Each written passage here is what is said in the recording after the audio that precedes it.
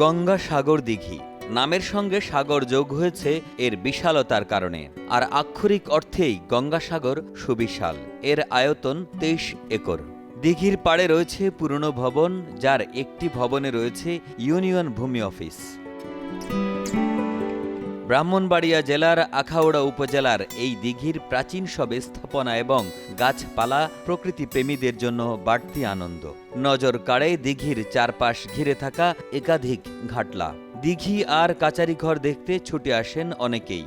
একটি পর্যটন কেন্দ্র হিসেবে গড়ে তোলার দাবি স্থানীয় বাসিন্দা ও দর্শনার্থীদের। আমাদের কিছু সংস্কার প্রয়োজন।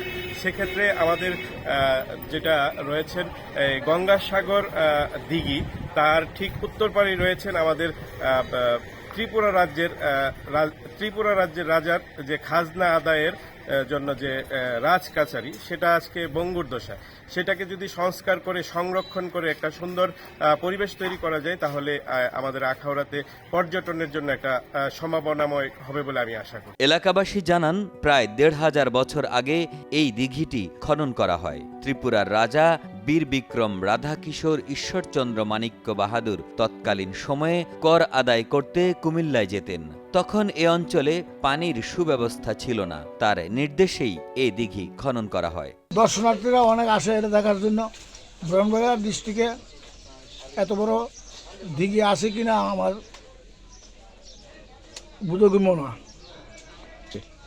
যদি এটা খনন করিয়া পাড়গুলা বান্ধা, তাহলে পর্যটকরা প্রচুর পরিমাণে এখানেও পর্যটক আসবে ঐতিহ্যবাহী গঙ্গাসাগর দিঘিকে দেখার জন্য। পরিবেশের ভারসাম্য রক্ষা এবং এই দিঘির উন্নয়নে সার্বিক কার্যক্রম গ্রহণ করা হবে বলে জানিয়েছেন স্থানীয় ইউপি প্রশাসক। এখানে কিভাবে এটা বিনোদন কেন্দ্র করা যায়, পার্ক তৈরি করা যায়, এটাকে কেন্দ্র করে এখানে মানুষের যে সমাগম হয়, এটাকে কিভাবে একটা পর্যটন কেন্দ্র হিসেবে গড়ে তোলা যায়। এলাকাবাসী জানান, এই দিঘি কেন্দ্র করে পর্যটন সুবিধা বাড়ালে অনেকের কর্মসংস্থান তৈরি হবে, যা স্থানীয় অর্থনীতিতে ইতিবাচক ভূমিকা রাখবে। ব্রাহ্মণবাড়িয়া থেকে বিশ্বজিৎ পাল বাবুর পাঠানো তথ্য ও ছবিতে ডেস্ক রিপোর্ট। একে আজাদ, কালের কণ্ঠ।